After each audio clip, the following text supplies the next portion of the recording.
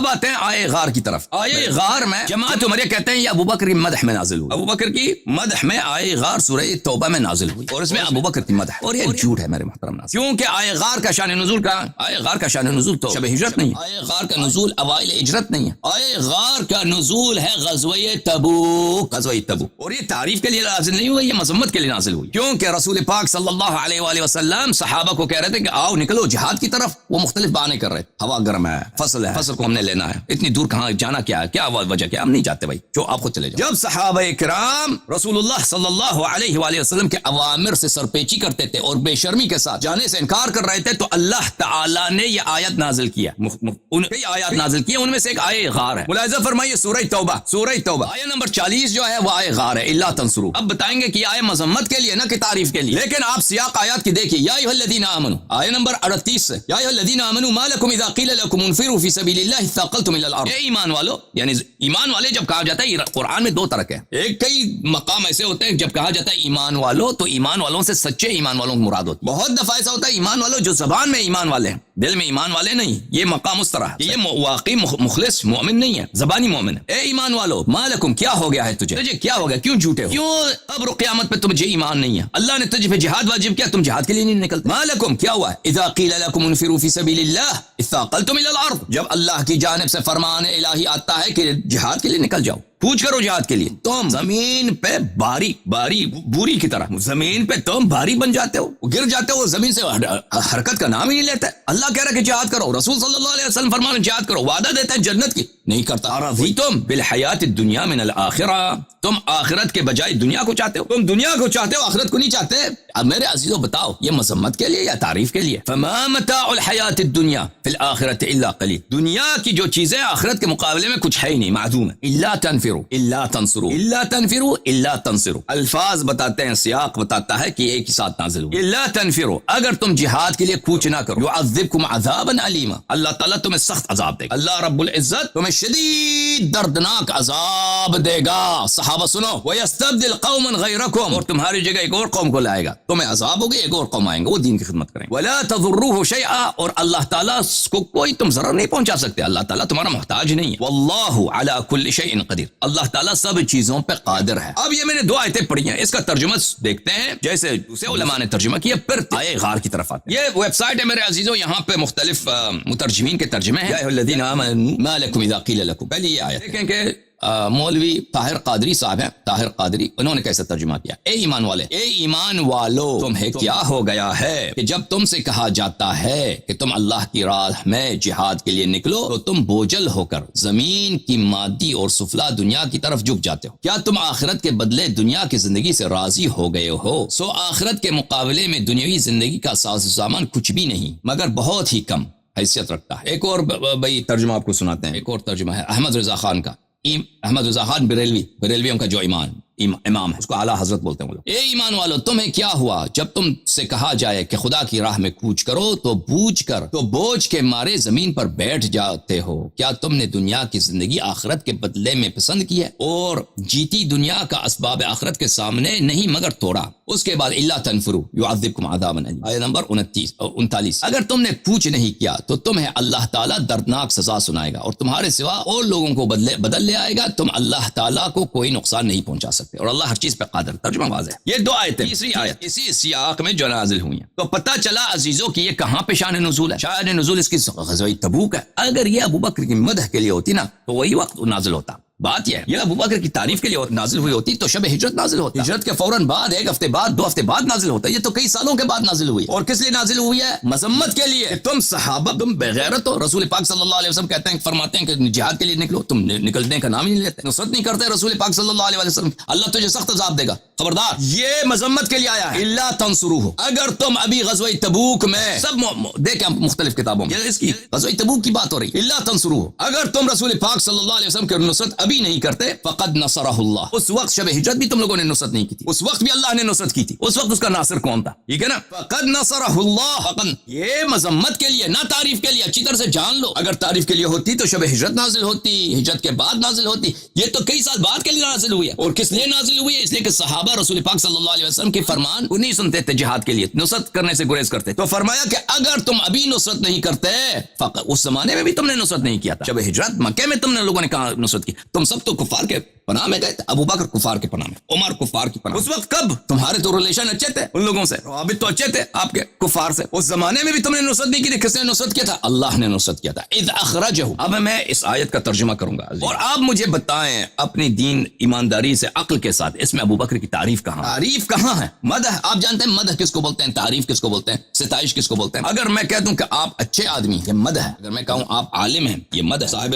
آپ متقی ہیں، میں نے آپ کی تعریف کی ہے نا، یہ مدح کے الفاظ ہیں، مدح کے بہت سارے الفاظ ہیں، مدح ایک دو تو نہیں ہے، مختلف جملے سے ہو سکتے ہیں، مختلف اطوار سے بیان کیا جا سکتا ہے، تو ہم پڑھیں گے اس آیت کو اور ترجمہ کریں گے، اور میں علی الاعلان یہ کام کر رہا ہوں، چونکہ تو نہیں کر رہا، جماعت عمریہ کے علماء دیکھ رہے ہیں، وہ بخوبی میری باتوں کو سن رہے ہیں، ریکارڈ کر رہے ہیں، کیونکہ میں نے ان کی کمر توڑ دی ہے، وہ ہمیشہ اس کوشش میں ہوتے ہیں کہ اللہ علی کے بات میں، اس کے سوال جواب میں ایک ایسا خلل ہم نکال دیں کہ اس پہ اگلے دن آ کر اس کو تانا مارے، اس کو پکڑ لیں کہ آپ نے یہاں پہ غلط کیا، تو میں جو ترجمہ کروں گا آپ کے علماء دیکھ رہے ہیں، تو وہ مجھے دکھائیں کہ یہاں پہ ابو بکر کی تعریف کہاں، اور میں آپ کو دکھاؤں گا یہاں ابو بکر کی مذمت، شدید مذمت دکھاؤں گا اس آیت، اور واضح دلالت کے ساتھ دکھاؤں گا، ٹھیک ہے نا، آپ مجھے تعریف دکھائیں، میں آپ کو مذمت دکھاؤں گا، اور میں دکھاؤں گا کہ یہاں پہ تعریف واریف کچھ بھی نہیں، اگر تم اس کی ابھی نصرت نہیں کرتے فقط نصرہ اللہ، اللہ نے اس کی نصرت کی تھی، اس کا کوئی ناصر نہیں تھا، ایک بھائی تھا، اس کو رسول اللہ صلی اللہ علیہ وسلم نے اپنے بستر پہ سلایا تھا، اس کے علاوہ اس کا کوئی ناصر نہیں، جب سب کفار کی تعداد ہے بے پناہ، رسول پاک صلی اللہ علیہ وسلم اس کے بھائی اکیلے، اللہ نے نصرت کی تھی نا، تم نے تو نصرت نہیں کی تھی، اذ اخرجہ، جب کفار نے اس کو نکالا تھا، اخرجہ، اخرجہما نہیں بولا، اگر چونکہ ابو بکر تو پناہ میں تھا، ابو بکر کے جہاد ہجرت کر کے واپس آیا تھا، اس نے نکالا کیا تھا اس نے اپنا، ہجرت چھوڑ کے واپس آنا یہ کیا ہے؟ یہ کبائر میں سے ہے، موبقات میں سے ہے، اور بھائی فسق ہے، کیوں تم بھول جاتے کہ ابو بکر ہجرت کر کے چھوڑ کے واپس آیا تھا اور کفار کے پناہ میں رہ رہا تھا، اذ اخرجہ، کفار نے جب ان کو نکالا تھا تو اللہ نے ان کی نصرت کی تھی، کفار نے کس کو نکالا تھا؟ رسول پاک صلی اللہ علیہ وسلم کو، اگر ابو بکر یہ ساتھی ہوتا نا، وہ اخرجہما ہوتا ہے، دونوں کو نکالا تھا، تو دونوں کو نہیں نکالا ہے، صرف رسول پاک صلی اللہ علیہ وسلم پہ سختی ہے، وہ نکلنے پہ مجبور ہیں کیونکہ وہ قتل ہو جائیں گے، ابو بکر تو آرام سے رہ رہا ہے، اخرجہ الذین کفروا، ثانیہ اثنین، ثانیہ کس کو بولتے ہیں عزیزو؟ ثانیہ حال ہے، یہ حال ہے اس مفعول سے جو اخرجہم ہے، اخرجہم، اس کو کفار نے یعنی نبی کریم صلی اللہ علیہ وسلم کو کفار نے مکے سے نکالا اس حالت میں کہ وہ دو آدمیوں میں سے دوسرا تھا، دو آدمیوں میں سے دوسرا تھا، نکالے جانے والا ایک ہے، نکالے جانے والا ایک ہے، لیکن وہ دو ہیں، دو میں سے دوسرا کون ہے؟ رسول پاک صلی اللہ علیہ وسلم، ثانیہ اثنین، ثانی یہ منصوب ہے، یہ منصوب ہے، یہ کس لیے منصوب ہے؟ اس لیے کہ یہ حال ہے، الحال کیا ہے اس کا؟ اخرجہ کا جو مفعول ہے، دوسرے میں سے دو، تو عزیزو جماعت عمریہ آپ دیکھیے، پہلی بات تو وہ شیطان یہ کرتے ہیں کہ ثانیہ اثنین یہ ابو بکر، حالانکہ ثانیہ اثنین ابو بکر نہیں ہے، یہاں پہ ابو بکر کا ذکر کہاں ہے ابھی تک؟ ثانیہ اثنین کس چیز کا حال ہے؟ نصرہ اللہ، اخرجہ الذین، ثانیہ اثنین حال ہے نبی کریم صلی اللہ علیہ وسلم سے اس حالت میں کہ وہ دو میں سے دوسرے تھے، تو یہ ابو بکر کا نہیں ہے، یہ ابو بکر کی حال ہو، یہ ذوالحال کون ہے؟ خود نبی کریم صلی اللہ علیہ وسلم ہے، نبی کریم صلی اللہ علیہ وسلم کو اس حالت میں نکالا ہے کہ وہ دو میں سے دوسرے، جماعت عمریہ کیا کہتے ہیں مثلا طاہر قادری وغیرہ کہ ابو بکر دو میں سے دوسرے تھے، کہ نمبر 1 علی، نمبر 1 رسول صلی اللہ علیہ وسلم، نمبر 2 ابو بکر، یہ چالاکی ہے، یہ آیت کے خلاف ہے، جو بھی شخص کچھ عربی جانتا ہے وہ سمجھ جاتا ہے کہ یہ ثانیہ اثنین حال ہے کس سے؟ خو سے، کہ نبی کریم صلی اللہ علیہ وسلم دو میں سے دوسرے تھے، اچھا اب یہ عزیزو یہ کوئی تعریف کا لفظ ہے، اس میں کوئی مدح ہے ابو بکر کے لیے؟ اگر دو آدمی یا ایک جگہ پہ وہ دو آدمی ہے، یہ عدد ہے، یہ عدد ہے، یہ کوئی یہاں پہ ترتیب کی بات نہیں ہو رہی، اگر عظمت میں ترتیب کی بات ہوتی، اگر ایمان میں ترتیب کی بات ہوتی، اگر خدمت دین خدا قرب الہی میں ترتیب کی بات ہوتی تو رسول پاک صلی اللہ علیہ وسلم کو اول بولتے، اول اثنین، دو میں سے پہلا پیغمبر صلی اللہ علیہ وسلم، لیکن اس لیے یہاں پہ مقصود ترتیب بتانا نہیں ہے، یہاں پہ صرف عدد بتانا ہے، دو آدمی ہیں، ان دو میں سے دوسرا پیغمبر صلی اللہ علیہ وسلم، اس میں اگر کوئی ترتیب کی بات ہوتی کسی بھی لحاظ سے عدد کے علاوہ کسی اور چیز کا بیان ہوتا تو اس لیے نہ کہتے کہ پیغمبر صلی اللہ علیہ وسلم ابو بکر کے نمبر 2 ہیں، ابو بکر کے نمبر 2 ہیں، نہ علم میں، نہ ایمان میں، نہ حسب میں، نہ نسب، کوئی بھی کہہ دے کہ وہ ابو بکر کے نمبر 2 ہیں صلی اللہ علیہ وسلم تو وہ کافر ہے، نجس ہے، دین سے خارج ہے، لیکن اگر دو آدمی ہیں، اگر صرف عدد بیان کر رہے ہیں کہ دو آدمی ہیں، دو آدمی جہاں بھی ہوں میرے محترم ناظرین، دو آدمی ہو نا، ایک ٹیچر ہے ایک شاگرد ہے تو وہ دو آدمی ہیں، ایک پریزیڈنٹ ہے ایک اس کا چپراسی ہے، دو آدمی ہیں، ایک مسلمان ہے ایک کافر ہے، دو آدمی، اس میں نہ تعریف ہے نہ کچھ بھی نہیں، یہ دو آدمی ہیں، اگر کہیں پہ ایک مومن ہے ایک کافر ہے، دو آدمی، ٹھیک ہے نا، اگر دونوں مومن ہیں پھر بھی دو آدمی ہیں، اگر دونوں کافر ہیں پھر بھی دو آدمی ہیں، عدد ہے، عدد میں تعریف نہیں ہے عزیز، عدد میں تعریف نہیں ہے، عدد میں مدح نہیں ہے، اچھا اذ ہما فی الغار، جب یہ دونوں غار میں تھے، اچھا یہاں پہ ثانی اثنین کے متعلق میں ایک جملہ مزید عرض کروں، بسم اللہ الرحمن الرحیم، سلام اللہ علی الحسین لعنت اللہ علی یزید. ثانی اثنین کے متعلق میں ایک اور مزید جملہ آپ کی خدمت میں عرض کروں کہ دیکھیں اگر اس میں کسی قسم کی تعریف ہوتی نا، کسی قسم کی تعریف ہوتی تو ملاحظہ فرمائیے یہ آیت اور انداز سے ہوتا. سورہ مبارکہ مجادلہ آیہ نمبر 7 رب العزت کا ارشاد ہے اعوذ باللہ من الشیطان الرجیم الم تر ان اللہ یعلم ما فی السماوات و ما فی الارض. کیا تو نہیں دیکھتا، کیا آپ کو پتہ نہیں ہے کہ اللہ جانتا ہے جو کچھ آسمانوں میں ہے اور جو کچھ زمین میں، سب کو جانتا ہے. ما یکون من نجوا ثلاثۃ، تین منافق کا نجوا نہیں ہوتا، یہ منافقین کے لیے تین منافق کا نجوا نہیں ہوتا الا وهو رابعهم، مگر کہ اس کا چوتھا اللہ رب العزت. یہ عدد کی بات ہو رہی بھائی، اس میں تعریف نہیں، اس میں ترتیب نہیں ہے. اگر ترتیب ہوتی تو اللہ چوتھا نہیں ہوتا، اللہ نمبر 1 ہوتا. ٹھیک ہے نا. ما یکون من نجوا ثلاثۃ، تین منافق آ کے آپس میں سرگوشی کرتے ہیں کہ ہم پیغمبر صلی اللہ علیہ وسلم کے خلاف یہ کریں وہ کریں یہ کریں وہ کریں، ان کی برائیاں بیان کریں آپس میں، تو ان کا چوتھا کون ہے؟ رب العزت. ولا خمسۃ الا هو سادسهم، اگر 5 منافق آپس میں بیٹھے ہیں نجوا کر رہے ہیں سرگوشی کر رہے ہیں، ان کا چھٹا کون ہے؟ رب العزت اللہ تعالی. اگر عدد میں کسی قسم کی تعریف ہوتی، ترتیب کی بات ہوتی تو اللہ یہاں پہ منافقین کا سادس یا منافقین کا رابع نہ ہوتا. ولا ادنى من ذلك ولا اکثر، اس سے زیادہ بھی نہیں اس سے کم بھی نہیں ہے. ٹھیک ہے نا. زیادہ بھی ہو 10 ہوں تو 11واں اللہ، 20 منافق ہوں تو 21واں اللہ تعالیٰ. ٹھیک ہے نا. اس سے کم تر اگر ہو 2 منافق ہیں تو تیسرا اللہ تعالیٰ. اچھا ابھی تک جو جتنا میں نے آیا پڑھا ہے میں اس کا ترجمہ پیش کر دوں جماعت مخالفین کے افاضل کی ترجموں سے. یہ ویب سائٹ ہے جس میں قرآن کریم کے ترجمے پیش کیے جاتے ہیں. الا تنصروا فقد نصرہ اللہ. آتے ہیں طاہر قادری کی طرف. اگر تم ان کی یعنی رسول اللہ صلی اللہ علیہ وسلم کے غلبہ اسلام کی جد و جہد میں مدد نہ کرو گے تو کیا ہوا؟ تو بے شک اللہ نے اس کو اس وقت بھی مدد سے نوازا تھا جب وہ کافروں نے انہیں وطن مکہ سے نکالا تھا، درآن حالے کہ وہ 2 ہجرت کرنے والوں میں سے دوسرے تھے. کون دوسرا تھا؟ دوسرا کون ہے؟ دوسرا نبی صلی اللہ علیہ وسلم. 2 ہجرت کرنے والوں میں سے دوسرا پیغمبر صلی اللہ علیہ وسلم. جیسے اللہ ما یکون من نجوا ثلاثۃ الا هو رابع، 3 منافق وہاں پہ نجوا کر رہے ہیں سرگوشیاں کر رہے ہیں، چوتھا اللہ تعالیٰ. اب ملاحظہ فرمائیے ایک اور آپ کو دکھا دیتے ہیں احمد رضا خان کا، احمد رضا خان بریلوی، اس کا ترجمہ. اگر تم محبوب صلی اللہ علیہ وآلہ وسلم کی مدد نہ کرو تو بے شک اللہ نے ان کی مدد فرمائی جب کافروں کی شرارت سے انہیں باہر تشریف لے جانا ہوا، صرف 2 جان سے جب وہ دونوں غار میں تھے. جب وہ دونوں صرف 2 جان سے. یہ عجیب ترجمہ اس کا کوئی دقیق نہیں ہے. دیکھتے ہیں اس کا ترجمہ ابو العلا مودودی. تم نے اگر نبی صلی اللہ علیہ وسلم کی مدد نہ کی تو کچھ پرواہ نہیں، اللہ اس کی مدد اس وقت کر چکا ہے جب کافروں نے اسے نکال دیا تھا، جب وہ صرف 2 میں کا دوسرا تھا یا 2 کا دوسرا تھا. یہ یہاں پہ سلیش ہونا چاہیے، 2 میں دوسرا تھا یا 2 کا دوسرا تھا. ٹھیک ہے نا. اب پتہ چلا نا عزیزو، میں نے صحیح ترجمہ کیا. اچھا پتہ چلا عزیزو کہ ابھی تک کوئی تعریف نہیں ہے ابو بکر، صرف مذمت ہے کہ مسلمانوں نے شب ہجرت بھی رسول پاک صلی اللہ علیہ وسلم کی مذمت کی، خدمت اور دفاع نہیں کی ہے، اور اب جو غزوہ تبوک ہے اب بھی وہ نصرت کرنے سے کتراتے ہیں. پھر آتے ہیں عزیزو اس کی طرف، اس فقرے کی طرف. اذ ہما فی الغار، جب وہ دونوں غار میں. عزیزو اگر 2 شخص غار میں، یہ بذات خود کوئی تعریف نہیں، اگر کوئی شخص نبی صلی اللہ علیہ وسلم کے ساتھ غار میں ہے تو اس کا مطلب نہیں کہ وہ مومن ہے، وہ اچھا آدمی ہے. غار میں 2 آدمی غار میں، اللہ تعالیٰ نے کوئی تعریف نہیں کہ وہ مومن تھا، اچھا تھا. اللہ تعالیٰ رسول پاک صلی اللہ علیہ وسلم کی تنہائی کو بیان کر رہے ہیں کہ وہاں پہ کوئی نصرت کرنے والا نہیں، صرف اللہ ناصر ہے. ایک آدمی ساتھ ہے، دونوں غار میں، لیکن یہ نہیں بتا رہا کہ وہ دوسرا آدمی جو مومن ہے. میں صرف اس فقرے کی طرف آپ کی توجہ مبذول کراتا ہوں کہ وہ دونوں غار میں. اس میں نہ علم کی بات ہو رہی ہے کہ ہم کہتے ہیں کہ ابو بکر عالم ہے، اس کی فقہ کی تعریف ہے، علم کی تعریف، یا اس کی ایمان کا ذکر نہیں ہے کہ اگر کوئی شخص غار میں پیغمبر صلی اللہ علیہ وسلم کے ساتھ ہو تو وہ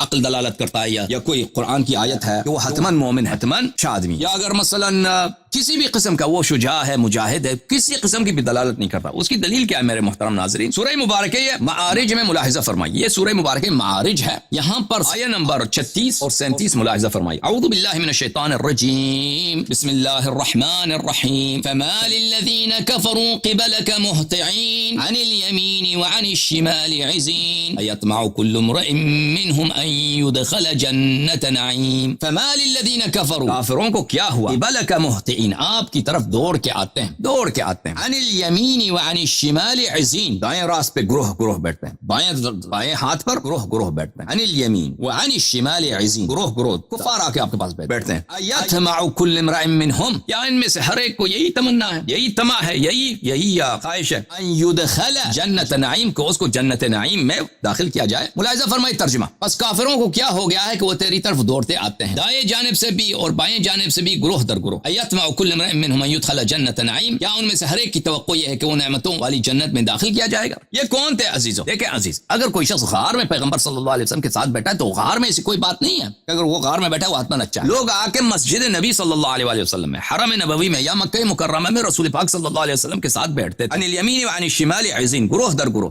یطمع کل امرئ منهم ان يدخل جنة نعیم, یہ سب جہنمی. یا کیا یہ سوچتے ہیں کہ جنت جائیں گے؟ کتاب تفسیر التحریر والتنویر لابن عاشور, جماعت عمریہ کے سب تفاسیر ہیں میرے محترم ناظرین. یہ صدار التونسیہ میں چھپی ہے, تونس میں چھپی ہے. یہاں پر اسی آیت کی شرح میں صفحہ نمبر 175 میں فرماتے ہیں قال الواحدی والبغوی وابن عطیہ وصاحب الکشاف. واحدی نے شابوری نے, بغوی نے معالم التنزیل کا جو لکھنے والا ہے, ابن عطیہ صاحب کشاف, کیا نام ہے, زمخشری صاحب نے, یہ سب جماعت عمریہ کے کبار مفسرین. انہوں نے سب کہا ہے کان المشرکون یجتمعون حول النبی صلی اللہ علیہ وآلہ. مشرک آ کے بیٹھتے تھے پیغمبر صلی اللہ علیہ وسلم کے ساتھ. کہاں پہ بیٹھتے تھے؟ مکے میں, ٹھیک ہے نا. مکے میں بیت الحرام افضل ہے, بیت اللہ الحرام کعبہ افضل ہے یا غار افضل ہے؟ بھائی تو غار میں ایسی کوئی بات نہیں ہے. اگر کوئی ساتھ آ کے بیٹھا ہوا آتمن مومن ہے. وَيَسْتَمِعُونَ كَلَامَهُ وَيُكَذِّبُونَهُ وَيَسْتَهْزِئُونَ بِالْمُؤْمِنِينَ. رسول پاک صلی اللہ علیہ وسلم کے کلام سنتے تھے, اس کو جھٹلاتے تھے اور مسلمانوں کو مسخرہ کرتے. وَيَقُولُونَ لَئِن دَخَلَ هَؤُلَاءِ الْجَنَّةَ كَمَا يَقُولُ مُحَمَّدٌ صلی اللہ علیہ وآلہ وسلم فَلَنَدْخُلَنَّهَا قَبْلَهُمْ وَلَيَكُونَنَّ لَنَا فِيهَا أَكْثَرَ مِمَّا لَهُمْ. اور کہتے تھے کہ اگر یہ مسلمان جنت جاتے ہیں تو ہم ان سے پہلے جنت جائیں گے. ایسی کیا کوئی بات نہیں,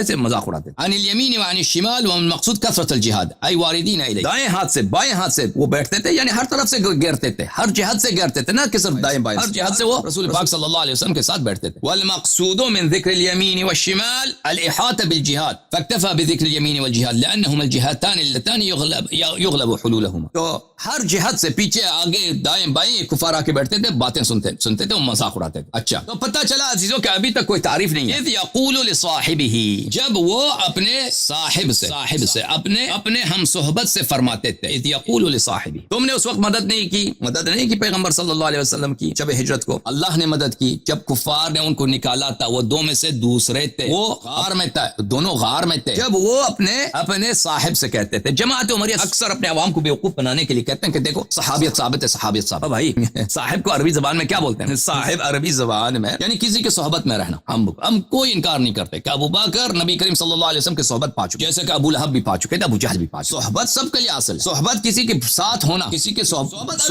اردو زبان میں بھی صحبت ہی کہتے ہیں. یہ کوئی مدح کے الفاظ نہیں ہے میرے محترم ناظرین. قرآن مجید فرقان حمید میں لفظ صاحب بہت دفعہ استعمال ہوا. ملاحظہ فرمائیے صفحہ قرآن مجید میں سورہ مبارکہ اعراف میں آیہ نمبر 184. اولم یتفکروا, کیا کفار سوچتے نہیں؟ ما بصاحبہم من جنہ, کیا کفار نہیں سوچتے؟ ما بصاحبہم من جنہ, کہ ان کے ساتھی کون ہے؟ ساتھی یعنی نبی کریم صلی اللہ علیہ وسلم. نبی کریم صلی اللہ علیہ وسلم صاحب ہیں, ہم صحبت ہیں, صحبتی ہیں کس کے؟ کفار کے. وہ نہیں جانتے, یہ نہیں سوچتے ما بہ من جنہ, اس کو جنون نہیں ہے. ان هو الا نذیر مبین, وہ اللہ کی جانب سے واضح طور پر ڈرانے والے ہیں, اللہ کی جانب سے پیغام لے کے آئے, بشیر و نذیر صلی اللہ علیہ وسلم. تو یہاں پر عزیزو نبی کریم صلی اللہ علیہ وسلم کس کے صاحب ہیں؟ کفار قریش کے صاحب. وہی کفار قریش جو کہتے ہیں مجنون ہے. استجیروا بالله. سورہ مبارکہ کہف, اعوذ باللہ من الشیطان الرجیم. قال له صاحبه وهو يحاوره اکفرت بالذی خلقك من تراب. ایک کافر ہے, ایک مومن ہے. مومن کافر کا صاحب ہے, اس کا ہم صحبت ہے. مومن نے اپنے صاحب سے کہا, مومن نے اپنے صاحب یعنی اپنے صحبت سے جو کافر ہے کہا, وہ یحاورو, جب اسے بات کر رہا تھا, اکفرت بالذی خلقك من تراب, تو انکار کرتا ہے اس رب کا, اس خالق کا جس نے تجھے مٹی سے پیدا کیا. ثم من نطفۃ ثم سواک رجلا, پھر تجھے مٹی سے اس کو نطفہ بنایا, پھر تجھے انسان. تم اس رب کا انکار کرتے ہو. تو اس آیے میں محترم ناظرین ایک کافر ایک مومن ہے. اللہ تعالیٰ نے مومن کو کافر کا صاحب اور کافر کو مومن کا صاحب کہا, کیونکہ یہ ہم صحبت ہے بھائی, دو آدمی ساتھ ہے, آپس میں بات کرنا, ٹھیک ہے نا. اس میں یہ مومن کافر کا ساتھ ہو سکتا ہے, کافر مومن کا ساتھ ہو سکتا ہے, دو مومن آپس میں ساتھ ہو سکتے ہیں, دو کافر آپس میں ساتھ ہو سکتے ہیں. یہ ساتھ ہونا, ہم صحبت ہونا, یہ ایک دلالت نہیں کرتا کہ یہ شخص مومن بھی ہے, عالم بھی ہے, کسی طرح سے بھی تعریف کے الفاظ نہیں ہے. سورہ مبارکہ سورہ مبارکہ یوسف علیہ السلام, یا صاحب السجن, یوسف علیہ السلام نے فرمایا اے میرے زندان میں میرے دو ساتھی, یا صاحب السجن, سجن میں زندان میں اے دو ہم صحبت, دونوں مشرک تھے. ارباب متفرقون خیر ام اللہ الواحد القہار, بہت سارے پروردگار یہ بہتر ہیں یا ایک رب جو واحد قہار, یہ بہتر, ٹھیک ہے. تو یہاں پر ایک نبی ہے, اس کے ساتھ ساتھی ہے, دو ساتھی ہیں, دونوں مشرک صاحب, صحیح عزیزو. یعنی تو پھر یہ پتہ چلا کہ یہاں پہ ابو بکر کی کوئی تعریف نہیں ہے یہاں پر بھی. ملاحظہ فرمائیے سورہ مبارکہ توبہ کی طرف واپس پلٹ آتے ہیں. اذ یقول لصاحبہ، بس پتہ چلا کہ ثانیہ اثنین میں ابو بکر کی کوئی تعریف نہیں ہے. اذ ہما فی الغار میں ابو بکر کی کوئی تعریف نہیں ہے. اذ یقول لصاحبہ میں بھی کوئی تعریف نہیں ہے. آیا نازل ہے مذمت. تو نبی کریم صلی اللہ علیہ وسلم اپنے صاحب سے فرماتے ہیں، کیا فرماتے ہیں؟ لا تحزن، لا تحزن، لا تحزن، لا تحزن. ہاں، ہم نے آپ کو کیا وعدہ دیا تھا؟ کیا ابو بکر کی تعریف نہیں ہے، ابو بکر کی مذمت ہے. کوئی سوچے تو صحیح، کوئی تدبر کرے تو صحیح. افلا يتدبرون القرآن ام على قلوب اقفالها، کیا کیوں تم قرآن پہ تدبر نہیں کرتے؟ کیا تمہارے دلوں میں تالے لگے؟ لا تحزن. عزیزو، حزن کس کو بولتے ہیں؟ حزن کس کو بولتے ہیں؟ سوچا ہے کبھی حزن کس کو بولتے ہیں؟ حزن بولتے ہیں غم کو. غم کس بات پہ ہوتی ہے؟ غم ہوتی ہے ایک مصیبت نازلہ، مصیبت حاصلہ پر. مصیبت جب نازل ہوتی ہے، کوئی مکروہ، کوئی ناخوشگوار چیز جب حاصل ہو چکا ہوتا ہے، اس کو بولتے ہیں یہ حزن کا موقع. کسی کا باپ مر گیا، کسی کا بھائی مر گیا، کسی کا کاروبار میں نقصان ہوا، یعنی مصیبت حاصل ہو چکا ہے، مصیبت نازل ہو چکا ہے، وہ ناخوشگوار واقعہ پیش آ چکا ہے، تو وہ کس کا مقام ہے؟ وہ حزن کا مقام. ٹھیک ہے نا، حزن کا مقام ہے. کہتے ہیں کہ یہ شخص بڑا غمگین ہے، غمزدہ ہے. کیوں غمزدہ ہے بھائی؟ اس کا باپ مر گیا، بھائی مر گیا، کاروبار میں نقصان ہوا، جو یہ ہے حزن. ایک اور مقام ہے عزیزو، خوف کا مقام. خوف کا مقام کیا ہوتا ہے؟ خوف کا مقام اس لیے کہ ابھی مصیبت ناخوشگوار واقعہ پیش نہیں آیا ہے، لیکن متوقع ہے، توقع کرتے ہیں کہ وہ پیش آ جائے، تو یہ خوف کا مقام. مثلا ابھی کوئی شخص مرا نہیں ہے، لیکن ایک دشمن ہے، وہ آ کے ہمیں قتل کرنا چاہتا ہے، یہاں پہ ہمیں خوف. پینڈیمک آیا ہے، ابھی تک مجھے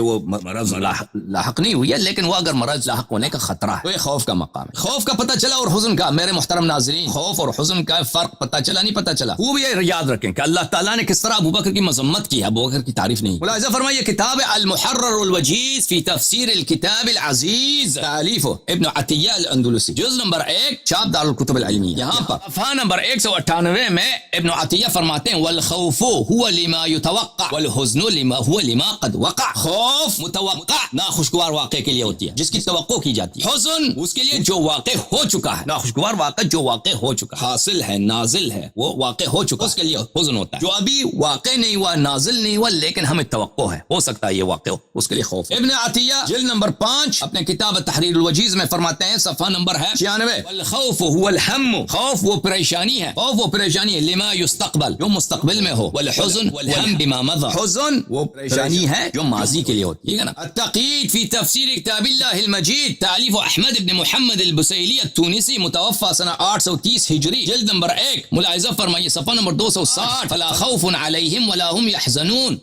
اللہ کے جو اولیاء ہوتے ہیں ان پہ نہ خوف ہے نہ حزن ہے. خوف اور حزن میں فرق کیا ہے؟ الخوف هو التألم بسبب امر مستقبل متوقع. خوف اس پریشانی کو بولتے ہیں جو ابھی تک ایک ناخوشگوار واقعے کے لیے جو ابھی تک پیش نہیں آیا، لیکن مستقبل میں اس کے پیش آنے کی توقع ہے. والحزن هو التألم بسبب امر قد وقع فيما مضى. اور حزن کس کو بولتے ہیں؟ حزن بولتے ہیں اس درد کو، اس غم کو جو ایک ایسے واقعے کے لیے جو پیش آ چکا ہے. تو اب اس سے زیادہ میں ریفرنسز دکھانے کی ضرورت نہیں سمجھتا، وہ اصل واضح ہے. رسول اللہ صلی اللہ علیہ وسلم ابو بکر سے سورہ آئے غار میں کیا فرماتے ہیں؟ لا تحزن، لا تحزن، لا تحزن.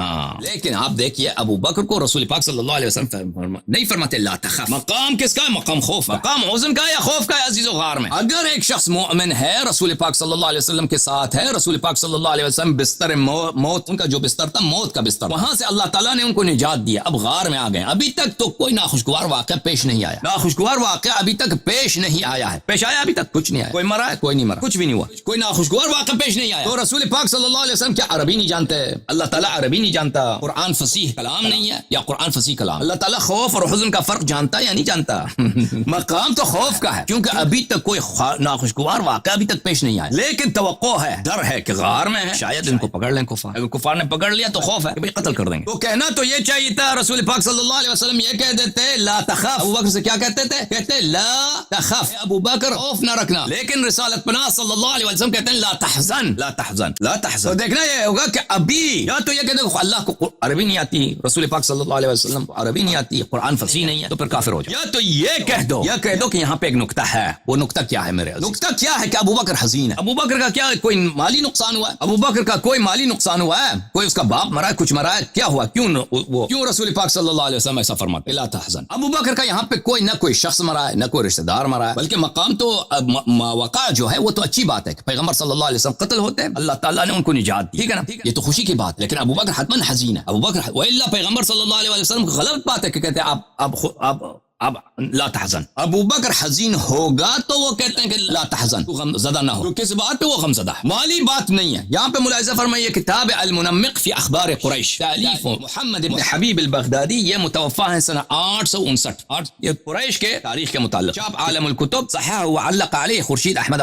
فارغ، کتاب چھپی ہے سنہ 1985 میں بیروت لبنان. یہاں پہ صفحہ نمبر 371 میں اجواد قریش، قریش میں جو بڑے سخی لوگ تھے، جواد لوگ تھے، ان کے نام ہے. سب سے پہلے ہاشم ابن عبد مناف، ہمارے نبی کریم صلی اللہ علیہ وسلم کے دادا پردادا ہاشم، جناب ہاشم علیہ السلام. اور انہی میں جوادوں میں شمار کیا جاتا ہے عبداللہ ابن جدعان. یہ بنی تیم میں سے، ابو بکر بھی بنی تیم ہے. عبداللہ ابن جدعان بنی تیم کا سردار ہے، ابو بکر بنی تیم کا ایک فرد. عبداللہ ابن جدعان ان کا کیا ہے؟ سردار ہے. اگلے صفحے میں صفحہ نمبر 372 میں مصنف کتاب فرماتے ہیں وَكَانَ لَهُ مُنَادِيَانِ يُنَادِيَانِ أَحَدُهُمَا بِأَسْفَلِ مَكَّةَ وَالْآخَرُ بِأَعْلَى مَكَّةَ. کیونکہ مکہ جو تھا کس کا شہر تھا؟ حجاج کا شہر تھا، کاروبار کا شہر. وہاں پہ پلگرمز آتے تھے، یعنی اسلام سے پہلے بھی عرب جو ہے زیارت کے لیے آتے تھے، حج کے لیے آتے تھے، عمرے کے لیے آتے تھے. مکے میں کوئی اور کاروبار نہیں تھا، اور وہاں پہ زراعت یا انڈسٹری نہیں تھا، وہی حاجی آتے تھے اور قافلے آتے تھے تجارت کے. تو عبداللہ ابن جدعان وہاں اس کا کوٹا تھا، اور اس کے پاس 2 ملازم تھے. ان ملازموں کا کام یہ تھا کہ حاجی آتے ہیں، عمرے والے آتے ہیں، قبائل والے آتے ہیں، تو کسی اور کے پاس نہ جائیں،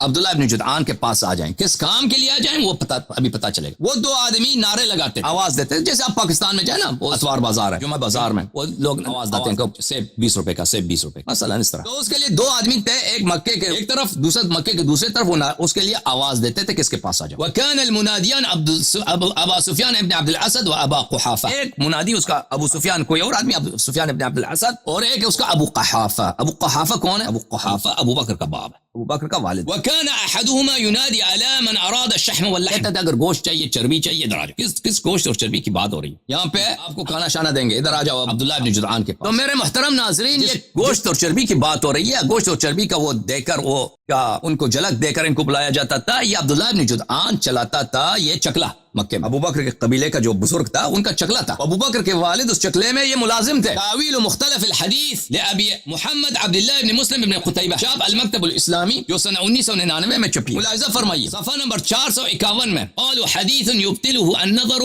کسب الامام. ایسی حدیث جو کنیزوں کے کاروبار، کنیزوں کے ذریعے آپ پیسے کمائیں، اس کو باطل کر دیتی ہے. نہا رسول اللہ صلی اللہ، ابو ہریرہ نے کہا ہے کہ رسول اللہ صلی اللہ علیہ وسلم نے منع کیا ہے ان کسب الامام، کنیزوں کے کاروبار سے پیسے حاصل نہ کرو. کنیزوں کا کاروبار سے پیسہ حاصل نہ کرو. یہ کون کس کاروبار کی بات ہو رہی ہے؟ قال ابو محمد ابن قتیبہ فرماتے ہیں، یہ بخاری مسلم کے ہمدور محدث ہیں، بہت بڑے محدث ہیں جماعت عمریہ. ان الكسب الذي نهى عنه رسول الله صلی اللہ علیہ وآلہ وسلم هو اجر البغاء. کسب اما، کنیزوں کی درآمد سے پیغمبر صلی اللہ علیہ وسلم نے منع کیا ہے. وہ کس کی بات ہو رہی ہے؟ وہ اجر البغاء، زانیہ، جو چکلے میں عورتیں کام کرتی ہیں، وہ جو پیسے کماتی ہیں، ان کی درآمد سے پیغمبر صلی اللہ علیہ وسلم نے منع کیا. وكان اهل الجاہلیت، اسلام سے پہلے جاہلیت میں، یامرون اماءهم بالبغاء، جاہلیت کے زمانے میں اسلام سے پہلے اپنے کنیزوں سے وہ کیا کراتے تھے؟ مکے والے ان سے زنا کراتے تھے. ان کو حکم دیتے تھے چلو چکلا، چلو ادھر گاہک آ رہا ہے، حاجی آ رہے ہیں، ان سے پیسے کماؤ. وَيَأْخُذُونَ أُجُورَهُنَّ، اور ان کو جو پیسے ملتے تھے پھر یہ اس کو اٹھا دیتے. وَكَانَ لِعَبْدِ اللَّهِ بْنِ جُدْعَانَ إِمَاءٌ يُسَاعِينَ. عبداللہ بن جدعان کے پاس کنیزیں تھیں، وہ کنیزیں کیا کرتی تھی؟ وہ مساعات کس کو بولتے ہیں؟ فجور کو بولتے ہیں، زنا کو بولتے ہیں. عبداللہ بن جدعان مکے میں اس کے دو آدمی تھے جو اس کے لیے اس کے کاروبار کو پروموٹ کرتے تھے. وہ سڑک پہ کھڑے ہو کے لوگوں کو بلاتے تھے. کون ہے؟ ایک ابو بکر. اچھا وہ ابو بکر تو ان کا نانا ہے، ان کا پر نانا بنے گا نا، نانا. اب وہ ایک ابو بکر کے والد صاحب ہے، ابو قحافہ، ٹھیک ہے نا. وہ فی الجاہلیت سید تیم، جاہلیت میں عبداللہ بن جدعان ابو بکر کے قبیلے کا سردار تھا. فانزل اللہ عز وجل، اللہ تعالیٰ نے اسی لیے نازل فرمایا انہی کے لیے، انہی بدبختوں کے لیے. ان کا کاروبار کیا تھا؟ طوائف کا کاروبار کرتے تھے. ولا تکرہوا فتياتكم على البغاء ان اردنا تحصنا لتبتغوا عرض الحیات الدنیا. کہ تم اپنی کنیزوں سے یہ کام نہ کرا دو ذلیلو، کنیزوں کو تم ان سے یہ جو غلط کام ہے یہ نہ کرایا کرو. کتاب ہے کتاب ہے المعارف لابن قتیبہ، ابی عبداللہ محمد ابن مسلم ابن قتیبہ الدینوری، چاپ دار المعارف، کتاب چھپی ہے قاہرہ میں. ملاحظہ فرمائیے صناعات الاشراف، صفحہ نمبر 575 میں صناعات الاشراف، مکے کے سرداروں کے کاروبار کیا تھے، کون کیا کام کرتا تھا وہاں پہ. میرے محترم ناظرین صفحہ نمبر 576 میں، وَكَانَ عبداللہ ابن جدعان نخاسا، عبداللہ ابن جدعان کنیزوں کا اور غلاموں کا کاروبار کرتا. غلام فروش کو نخاس بولتے ہیں، جو غلام اور کنیز بھیجا کر. جوارن تو اس کا کاروبار کیا تھا؟ جوارن یسعین، اس کے پاس جاریت ہے. جاریہ کس کو بولتے ہیں؟ کنیزوں کو. یسعین وہ زنا کراتی تھی. ویبیع اولادہن، پھر وہ زنا کے ان کے حاملہ ہوتی تھی تو پھر ان کے بچوں کو غلامی میں مزید بیچتا تھا. تو اس کا اس طرح اس کا کام چلتا. المفصل فی تاریخ العربی قبل الاسلام، تالیف الدکتور جواد علی. دکتور جواد علی کا کتاب تاریخ عرب قبل الاسلام الجزء الرابع، یہ کتاب چھپی ہے سنہ 1993 میں، اور یہ جواد علی صاحب بلی جامع بغداد میں، بغداد یونیورسٹی میں یہ کتاب چھپی ہے. صفحہ نمبر 96 میں عزیزو فرماتے ہیں وَيَذْكُرُ اہل الاخبار، تاریخ والے نقل کرتے ہیں ان عبداللہ ابن جدعان کان نخاسا، عبداللہ ابن جدعان کیا تھا؟ جس کے پاس ابو بکر کے والد ابو قحافہ کام کرتے تھے. وہ بردہ فروش تھا، غلام فروش تھا. لہو جوار یسعین، اس کے پاس کنیزیں تھیں جو زنا کراتی تھیں. وَيَبِيعُ أَوْلَادَهُنَّ، پھر اسی زنازادوں کو یہ مزید وہ غلامی میں بھیجا کرتا. فَكَانَتْ جَوَارِهُ تُعْجَرُ لِلرِّجَالِ، اس کے کیونکہ چگلا تھا اس کے جو کنیزیں تھیں وہ ان کو مردوں کے سامنے، مکے میں جو حاجی وغیرہ آتے تھے یا مکے کے لوگ جو مرد ہیں زنا کرنا چاہتے ہیں ان کے سامنے پیش کیا جاتا تھا. وَمَا يُنْتِجُ هَذَا السِّفَاحُ عَنْ هَذَا السِّفَاحِ مِنْ نَسْلٍ يُرْبَى، اور اس زنا، سفاح یعنی زنا، اس زنا سے جو بچے پیدا ہوتے تھے تو ان کی وہ پرورش کرتا، بھلے وہ اس کو بیچ دیتا تھا. فَيَبْقَى مِنْهُ عَبْدُ اللَّهِ مَا يَشَاءُ وَيَبِيعُ مِنْهُ مَا يَشَاءُ، ان میں سے ان کنیزوں میں سے جو زنا کی نسل پیدا ہوتی تھی ان کو کچھ اپنے پاس رکھتا، خود کو بیچ دیتا. اب یہاں پہ لفظ ہے مساعات، یسعین. کتاب جمہورۃ اللغہ الجزء الثانی، چاپ دار العالم للملائن، ابی بکر محمد بن الحسن بن درید کی کتاب ہے. یہ کتاب چھپی ہے سنہ 1987 میں بیروت لبنان میں چھپی. ملاحظہ فرمائیے صفحہ نمبر 844 میں وصاع الرجل الامہ، اس مرد نے اس عورت کے ساتھ مساعات کیا ہے. اذا فجر بها، جب وہ زنا جب کرتا ہے اس کو مساعات بولتے ہیں. ولا تكون المساعات الا في الامام، مساعات لفظ مساعات یسعین یہ صرف کنیزوں کے لیے استعمال ہوتا ہے. وہ زنا جو کنیز کے ساتھ کیا جاتا ہے نا اس کو بولتے ہیں مساعات، ہر زنا کو نہیں بولتے. بات یہ ہے یہ ابو بکر کے والد صاحب، ان کا کاروبار کیا تھا؟ ابو بکر کے والد صاحب کیونکہ وہ اندھے تھے، ان سے اور کام تو نہیں ہوتا، تو وہ اپنے قبیلے کے سردار کے پاس ملازم تھا. قبیلے کا سردار عبداللہ ابن جدعان ہے، وہ چکلے کا کاروبار کرتا ہے مکے میں. یہ اس چکلے میں ملازم ہے، وہ سڑک پہ کھڑے ہو کے لوگوں کو بلاتا ہے کہ ادھر آ جاؤ، ٹھیک ہے نا. اب ہجرت کی بات ہو رہی ہے.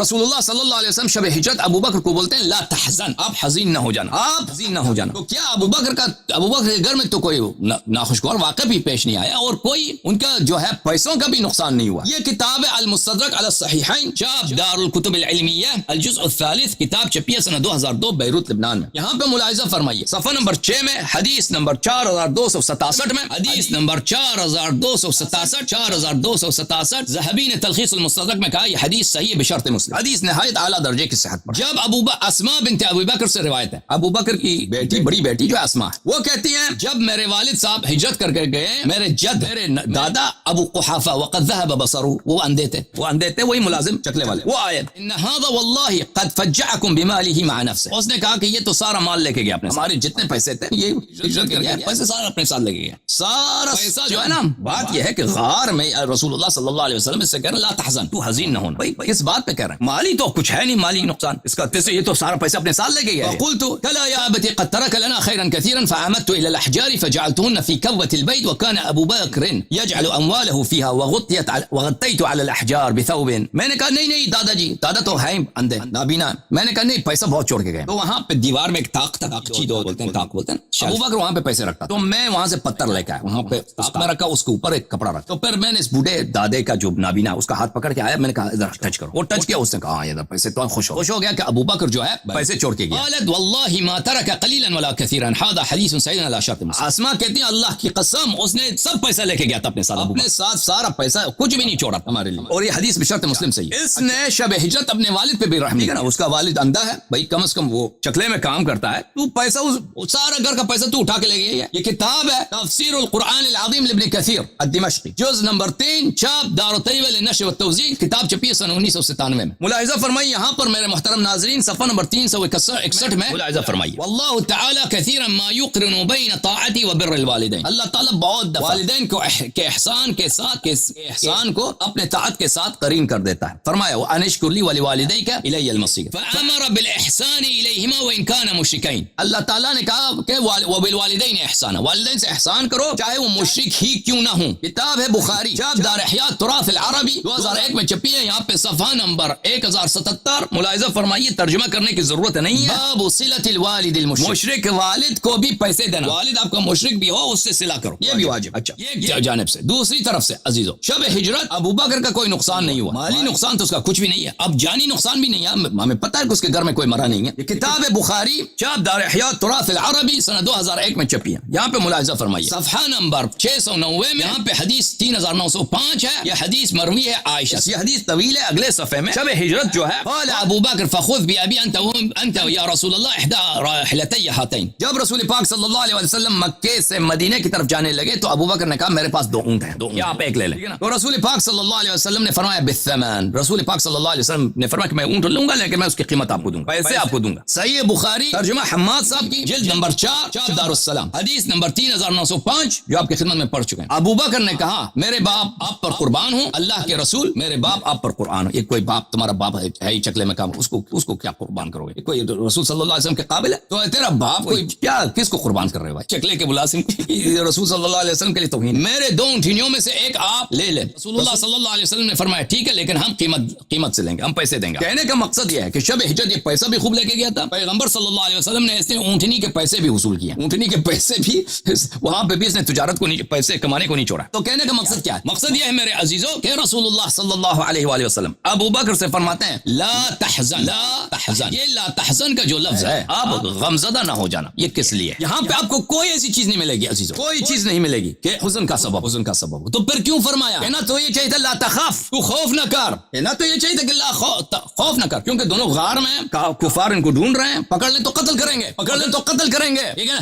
کہنا تو یہ چاہیے تھا کہ خوف نہ کر, فرمایا تو حزین نہ ہو. قربان جاؤں قرآن مجید پر. قرآن مجید پہ آپ نے تدبر نہیں فرمایا. تدبر کریں کہ کیوں فرمایا لا تحزن اور نہیں فرمایا لا تخاف. کیونکہ ابو بکر تو کفار کے پناہ میں, ابو بکر کو تو کفار سے کوئی ڈر ہے ہی نہیں. ابو بکر کو کفار سے کیا خوف ہے؟ میں نے تو آپ کو دکھایا بخاری سے کہ کفار قریش سب نے ابو بکر کو امان دیا تھا. ابو بکر آرام سے رہتا تھا, وہ ہجرت کر کے واپس آیا تھا, وہ ابو دغنہ کے پناہ میں تھا. سب کفار قریش نے ان کی پناہ کو تسلیم کیا تھا, وہ امان میں رہ رہا تھا, اس کو خوف تو کچھ بھی نہیں ہے. ہاں حزن کا کیا بات؟ حزن اس لیے ہے عزیز یہاں پہ کچھ بھی حزن کی بات نہیں ہے سوائے اس لیے کہ رسول پاک صلی اللہ علیہ وسلم یہاں پر اس طرح قرآن مجید میں ذق انک انت العزیز الکریم. ذق کہاں پر ہے قرآن مجید میں؟ ہم آپ کو دکھائیں. قرآن مجید میں ایسے اوامر ہیں. سورہ مبارکہ دخان ملاحظہ فرمائیے میرے محترم ناظرین. اعوذ باللہ من الشیطان الرجیم. سورۃ الدخان. ان شجرۃ الزقوم, زقوم کی جو درخت ہے, زقوم درخت ہے جہنم. طوبہ ہے جنت, ہے جنت. طوبہ جنت کی درخت. امیر المؤمنین علیہ الصلوۃ والسلام کے گھر میں ایک درخت ہے, اس کا اصل وہاں پہ ہے. اس کو ہر مومن کے گھر میں اس کا ایک شاخہ ہے, اس کے پھول سے مومن اٹھاتا ہے جنت میں, اس کو بولتے ہیں درخت. جنت میں جو درخت ہے وہ طوبہ, جہنم میں جو درخت ہے وہ زقوم ہے. ان شجرۃ الزقوم عام الاثیم, گنہگار کا مجرم کا کھانا جو ہے کیا ہے؟ المہل یغلی فی البطون. اس کو جب گنہگار کو بھوک لگتا ہے اسی کے پھل سے کھاتا ہے. کاپر ہوتا ہے نا, کاپر کو آپ آگ لگا دیں, وہ جب ابلتا ہے کاپر کو اردو میں کیا سیسا بولتے ہیں, کیا مجھے بھول گیا. تو وہ انسان کے پیٹ میں کاپر کی طرح وہ ابلتا ہے. جیسے مثلا آپ دل میں لوہا مثلا آپ کے پیٹ میں لوہا ہو ابل رہا, تباہ کر دیتا ہے, ٹھیک ہے نا. کیا غلی الحمیم, وہ جو ہے جو بدبودار پانی ہے, جس پانی میں پیشاب ہے, جس پانی میں گندگی ہے, جس پانی میں سب ہر طرح کا گٹر والا پانی ہے نا, اس کو آپ ابال دیں, اس طرح آپ کے دل میں ابلتا ہے. خذوه فاعتلوه الى سواء الجحیم. اللہ کی جانب سے حکم آتا ہے کہ اس کافر کو پکڑ لو, اس کو لے کے جاؤ جہنم میں, وہاں پہ پھینک دو. ثم صبوا فوق رأسه من عذاب الحمیم. وہاں پہ جہنم میں جو وہاں پہ جو گٹر کا ہے نا, گٹر کا پانی ہے, خون ہے اس میں, انسان کا ایکسکریمنٹ ہے اس میں بڑی بدبو ہے, وہ ابل رہا ہے, تو اس کو اس کے سر پہ پھینک دو. پھر کہا جائے گا ذق انک انت العزیز الکریم. اس کو چک لو کہ تو بڑا عزیز ہے اور بڑا کریم ہے. اس کو گنہگار, اس کو اس طرح کا کھانا دیا جاتا ہے نا, جہنم لے کے جاتے ہیں, اس کے سر پہ وہ سبلتا ہوا عذاب ڈال دیتے ہیں, وہ کہتے ہیں ذق, اب اس کو چک لیں, مزہ کر لیں. چک فرمائیے نا, مزہ فرمائیے, آپ نے بڑے عزیز ہیں, بڑے کریم ہیں. تو یہ مذاق کے لیے عزیز ہوئی. لا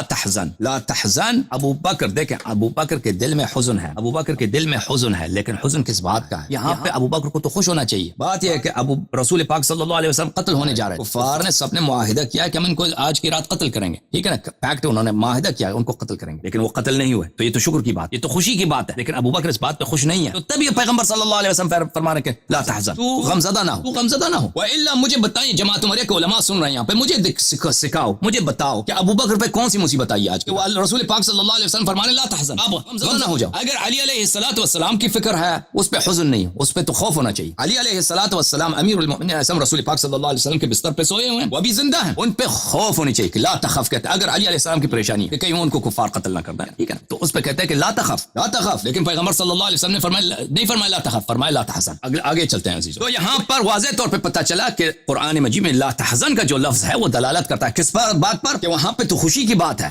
ابو بکر تو خوش ہونا چاہیے تھا, سجدہ شکر کرنا چاہیے تھا کہ پیغمبر صلی اللہ علیہ وسلم شہید نہیں ہوئے, لیکن وہ حزین ہے, اسی بات پر حزین ہے. تو پتہ چلا کہ تو یہ مسلمان ہی نہیں ہے نا. جو شخص اس بات پہ خوش نہ ہو کہ پیغمبر صلی اللہ علیہ وسلم کی جان بچی ہے, وہ اس پہ غمزدہ ہو تو مسلمان یا کافر ہے؟ مجھے بتاؤ. وہ رسول صلی اللہ علیہ وسلم کا مخلص ہے یا مشرک ہے؟ تو اب پتہ چلا عزیزو الا تنصروه فقد نصرہ اللہ, کہ مذمت کے لیے کہ پیغمبر صلی اللہ علیہ وسلم جب غار میں بھی تھے نا, 2 آدمی تھے, تو وہ 7 والا آدمی بھی ان کا ساتھی نہیں تھا, ہیلپر نہیں تھا, وہ بھی پیغمبر صلی اللہ علیہ وسلم کا مخلص نہیں تھا, وہ بھی کوئی مدد نہیں کر رہا تھا, وہ بھی جو تھا نا بدخواہ تھا, اس کے دل میں خلوص نہیں تھا, بدنیت تھا وہ آدمی. الا تنصروه فقد نصرہ اللہ. اے صحابہ تم غزوہ تبوک میں مدد نہیں کرتے تو یاد رکھو پہلے بھی تم نے مدد نہیں کیا تھا. ایک آدمی اس کے ساتھ تھا غار میں, وہ بھی کیا تھا, بدنیت تھا. تو اللہ نے اپنے حبیب صلی اللہ علیہ وسلم کی مدد